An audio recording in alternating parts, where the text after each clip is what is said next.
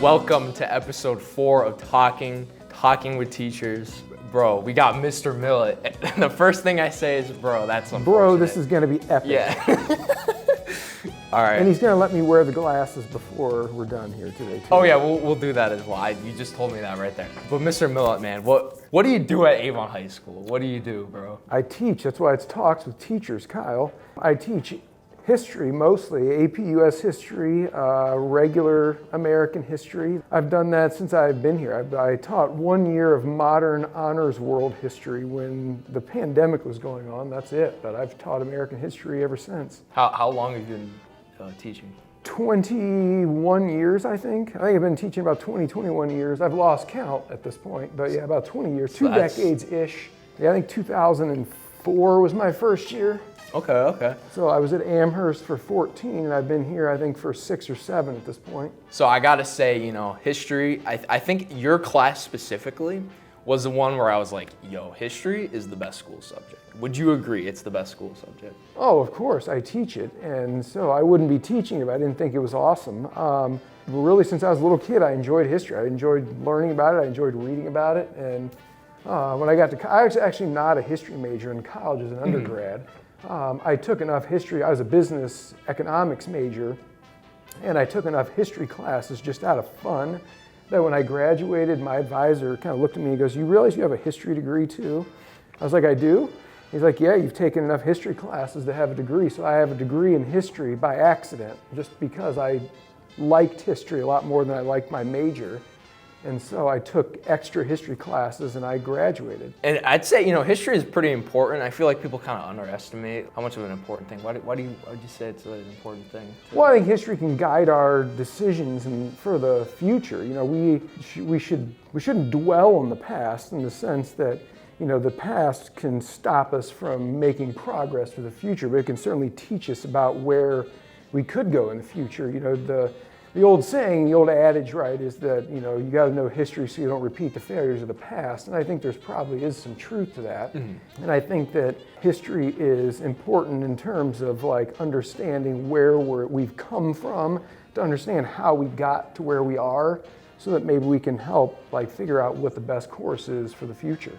Yeah, and some of my favorite parts of history is just kind of the funny stuff, Like the Dust Bowl, dude, right? The Dust Bowl. Okay, right. Well, I wouldn't say the Dust Bowl is funny, but it just the name is really funny. I've never seen the comedy in the Dust Bowl, but your presentation on the Dust Bowl last year was epic. I will say. But yeah, some of the other funny stuff, like the 1920s fads, that was. Flagpole sitting, right? I mean, yes, flagpole sitting, bro. Who doesn't want to do flagpole sitting, right? Dude, that's or marathon dancing. Right, marathon dancing are two terrible fads that should have gone away the minute they started. I say they should have stayed till the 2020s. Dude, we gotta bring them back. Maybe when your senior prom comes around, you guys can do marathon dancing. I'm sure Mrs. Buller would love the fact that you guys were still dancing at 8 in the morning the next day after prom. What are some of the other 1920s fads? I'm kind of forgetting. You know all of them. 1920s fads, oh gosh. Dancing the Charleston is probably the best, right? But then, there's weird fads like, we already talked about flagpole sitting, dance marathons. I can't even think of anything else. Speculating in the stock market, is that a fad? I don't know. It's not really a fad. That's still kind of a thing. The stock market's still.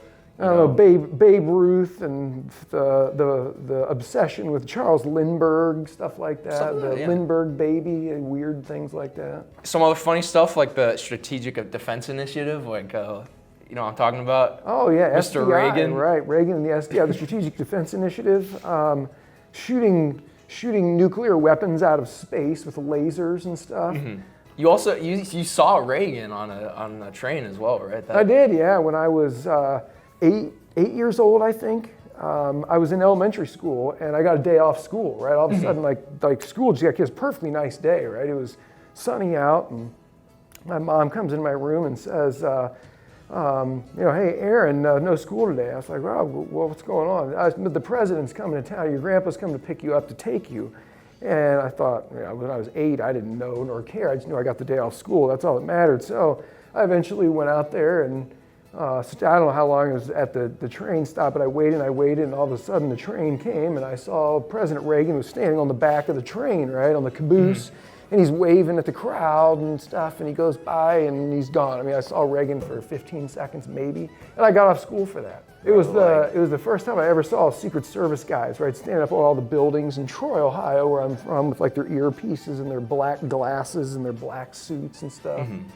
So for an 8-year-old, I thought that was kind of cool. That was more interesting than actually seeing Ronald Reagan, I guess. Probably, honestly, yeah. I gotta say that's cool factoid. I gotta say. But you met Reagan, so that's cool. I don't know if I met Reagan. I saw Reagan. Wait, no, you didn't meet. I was also at a speech by George H.W. Bush in that must have been 1988 or 92. I don't remember which, but. He actually came to my hometown. There's an arena where I'm from, and George H.W. Bush came and spoke there. Thoughts on like running for office, man? Like, would you? Thoughts of me running? Yeah, for like office? it can be any office, like president or like secretary of some state. I don't know. I would have so little interest in that because I have this is just maybe a bugaboo of mine, but I have so little patience for other people and some of the dumb stuff that like politicians and stuff have to go through, like I don't want to get myself in trouble, so I won't say too much, but just some of the craziness that's out there and the privacy that you have to give up to do something like that. Like I have no interest. I'm perfectly happy being a private citizen and would have no interest whatsoever in ever being, like if you would say to me, you could be the Secretary of the Treasury and and you could do it anonymously, I would definitely do that.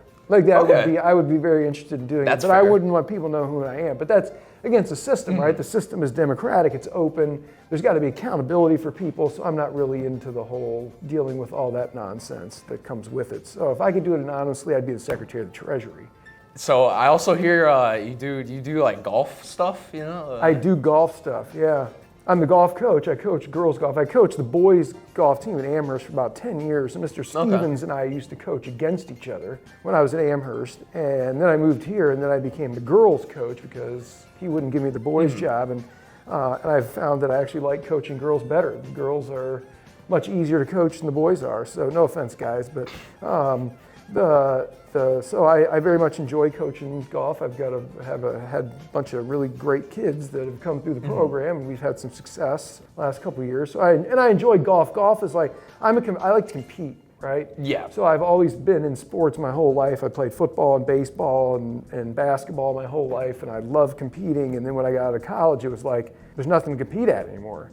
And golf is that to me. Like even if I'm competing against just Mr. Stevens on a Monday afternoon in the summer, it's still competition, right? It gets your blood flowing a little bit. And I would tell anybody, golf is such a great sport because you can play it your whole life. My grandfather literally had a standing tee time at the municipal course in Troy, Ohio, 6 days a week after he retired every day. He played golf every single day except for Sundays. He went to church on Sunday and he golfed the rest of the week. And then every now and then he would like cancel his tee time and go fishing. Like that was his retirement. And that's my goal. Like I want to be like Quentin Millet someday. I want to play golf every day and maybe the occasional, trip to the lake or something and just kind of relax. And I couldn't do that if I was president. You couldn't. Right? I'd have to you have could. Secret Service around. You could still golf. Maybe, but I love golf. Golf, I've only done it like 2 times, but the 2 times I did it, it was a great time. My grandpa golfs. You're watching. He's watching it right now. Yeah, it's a great. He'd probably agree with me. It's a great sport. Right? It's you can do fantastic. it for the rest of your life. You do a little. It's a little exercise too. You get outside and move around. Decent, Yeah, it's great. I mean, it's stupid if you really think about it because you're hitting a little white ball and you go chase it. Right? It really is a dumb sport, but it's great all at the same time because it's fun. It's it's exercise. It's competition. It's all those things. Speaking, we're talking about exercise, but like, have you ever been to like White Castle? White Castle, have you ever eaten there? White Castle. I am a connoisseur of Skyline chili. Ugh. If you don't like that, that's probably on more something wrong with you. No. White Castle's not on my list of things I'm a connoisseur though. Like Same. White Castle, maybe I've had it once, something like that. I'm not a burger guy. Like if I make burgers, I make them on my back porch. Like I make my own burgers. But Skyline chili, you just can't get anywhere else. Like you got to get the real thing. And Skyline's a love or hate relationship, right? You either love it or you hate it. There's really no in between. So like in my house, I buy the cans of Skyline chili, and my son and my youngest daughter, Paige, and I love it. Like we just eat it. And then my middle daughter, Brooke, and my wife want nothing to do with it. So it just kind of, so I have to make them spaghetti sauce. So they drive me crazy. They won't just eat Skyline. So man, I just got a feeling. I feel like I know what one of your favorite movies of all time is. But before I say what it is, what are your favorite films? I gotta know. Oh boy, okay, so I am a slapstick idiot comedy fan. So Caddyshack.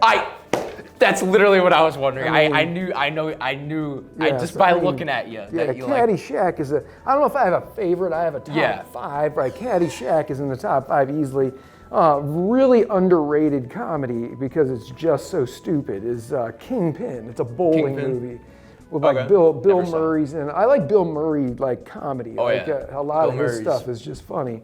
But if you want like more serious stuff, things like I love historical dramas, right? So like Lincoln, Glory, The Patriot, even though it's not terribly good history, but like a lot of the historically set dramas. I do like that. I just watched Oppenheimer over the weekend.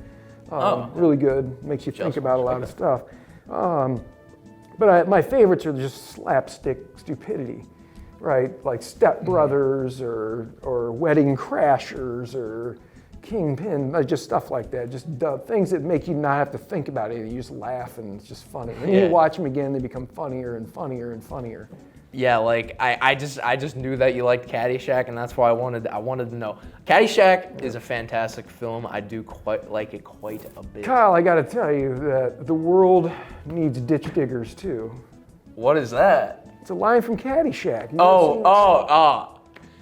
Here's the thing. I only watched it once. I still don't know. You got to watch it again. I'm gonna watch it again. I plan on it this summer. So Danny Noonan is walking down the fairway with Ted Knight's character, right, the judge, and he's like trying to convince Ted Knight's character that he needs the scholarship, right, and the judge is not having it. So he finally looks at Danny. He's like, you know what, Danny, the world needs ditch diggers too.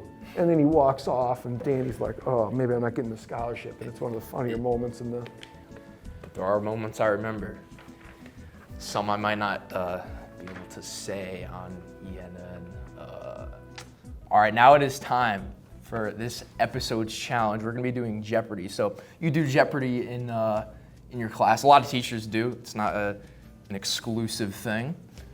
But I feel I remember it most from your class, probably because you were the last history class I had. Probably because you won every time you played, for sure. I won every time, yep.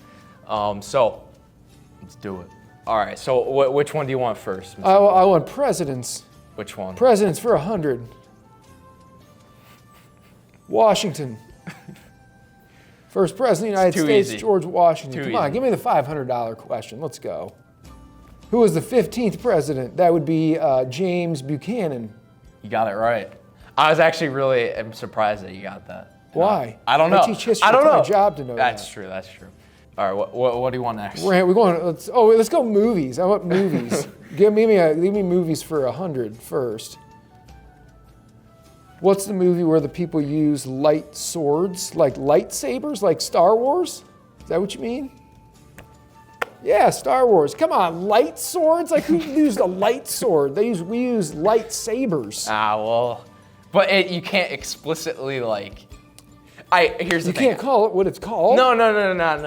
Here's what I didn't want to make it blatantly obvious. I didn't want to make it obvious. So now he's playing Jeopardy and he's trying to trick me. I'm trying to trick Mr. Millet here. All right, next question. Let's go 500. Give me movies for 5. Oh, what year did the first DVD come out? Oh, he might have stumped me here. I'm gonna guess DVD. That's probably a 90s thing, right? In the 1990s, am I on the right track? Yeah, here? you're on So the I right got to track. guess. So 1992. You're about 96. A I couple was years. 4 years off. All right. Yeah, I was actually surprised. 96. That's really early. Yeah. All right, right. what Let's do history, right? You got to do history. Just go to 500. If I can't get this, they should probably fire me. When was the 8th Amendment passed? It was part of the Bill of Rights, so it's 1791. There you go. He's got it. You know what? I want to know what I'm going to do. A random Kyle Hammerschmidt question. I can only imagine. Give me 200. Let's go. Random 200. When was the internet? Well, Al Gore invented the internet, right? Oh, or was that something else? I'm sorry. Let's go 1988. 83. All right, yeah, I was too a little late on that. I kind of thought that when I said that. But You have seen Talking with Teachers episode 4, Mr. Millet. Thank you for coming on. I got to try can I try the glasses? Oh yeah, I forgot the glasses. Yeah, you can try the glasses. Oh look at dude, This is one of the great honors of my life right here. I don't know how you see anything out of these things actually, but I've always wanted to put the glasses on. I feel smarter actually. So I appreciate this, Kyle. You're a good man, and I enjoyed having you in class last year, and this was fun. I appreciate this. So, yeah, I think there you go. I did that for the rest of the school, so they can enjoy me with those glasses on.